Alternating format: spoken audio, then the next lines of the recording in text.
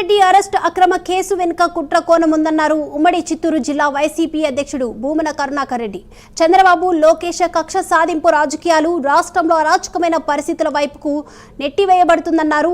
మిథున్ రెడ్డిని అరెస్ట్ చేసి జగన్ ప్రతిష్టను దెబ్బతీయొచ్చని కూడా చంద్రబాబు ఈ రకమైన కుట్ర చేస్తున్నారని భూమన కరుణాకర్ రెడ్డి ఆరోపించారు.